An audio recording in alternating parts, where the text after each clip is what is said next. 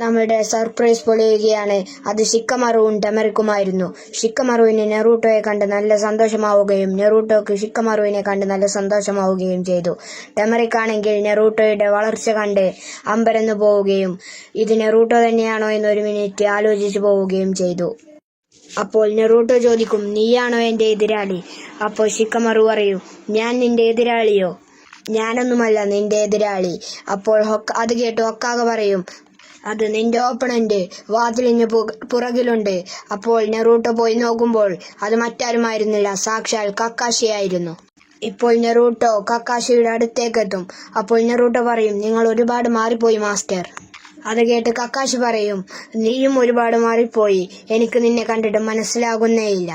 ഞാനൊരു surprise gift അങ്ങേക്ക് കൊടുത്തിട്ടുണ്ടെന്ന് പറഞ്ഞ് നമ്മുടെ സ്വത്തുമണി കുട്ടപ്പനാകട്ടെ അതെടുത്ത് കക്കാഷിയുടെ കയ്യിലേക്ക് കൊടുക്കുകയാണ്. ജിറൈമാമനാവട്ടെ ആ ഒരു ബുക്ക് കണ്ട് ഇപ്പോൾ വായിൽ വെള്ളമൂറുകയാണ്.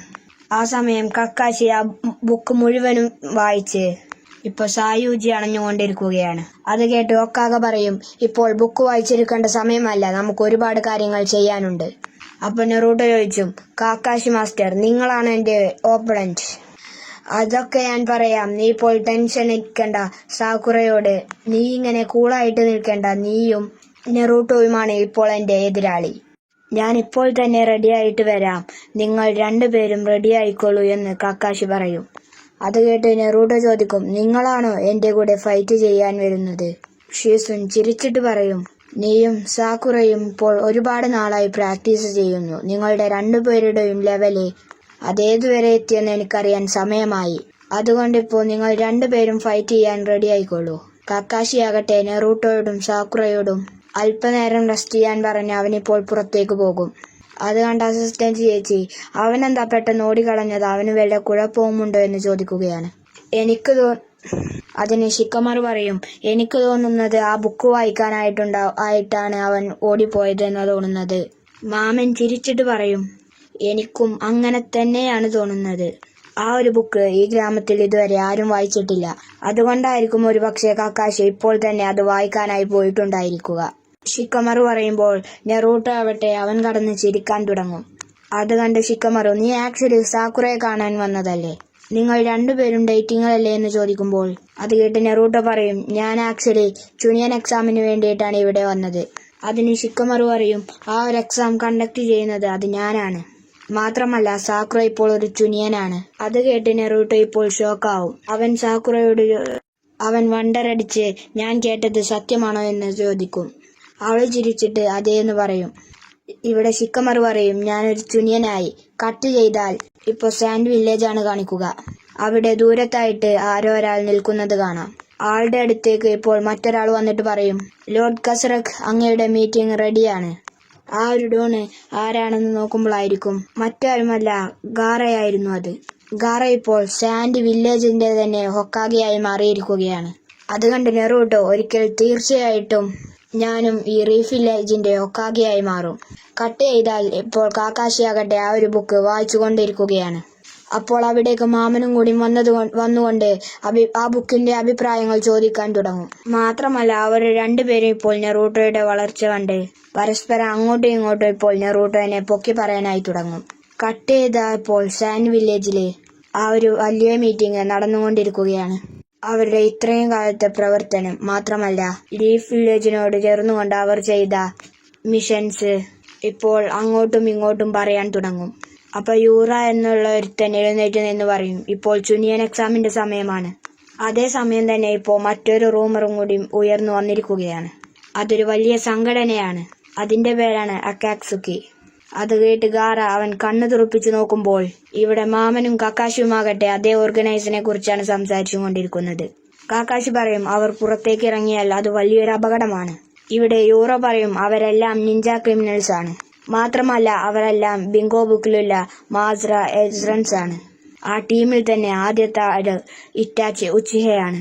അവന്റെ ഉച്ചിഹ ക്ലാൻ പോലും തകർത്ത് കളഞ്ഞ് സ്വന്തം പേരൻസിനെ പോലും കൊന്ന ക്രൂരനായിട്ടുള്ള വലിയൊരു ക്രിമിനലാണ്. അടുത്തതായിട്ട് ബ്രഹ്മാണ്ടമില്ലൻ ഒറോച്ചിമാറോ. അവിടെ കക്കാഷി ചോദിക്കും, ഈ ഒരു ഓർഗനൈസേഷൻ അവർക്ക് എന്താണ് വേണ്ടത്? എന്തിനു വേണ്ടിയാണ് അവർ ഇതെല്ലാം കാട്ടിക്കൂട്ടുന്നത് എന്ന് ചോദിക്കുമ്പോൾ ജെറൈമാമൻ പറയും, എനിക്ക് വ്യക്തമായിട്ടറിയില്ല.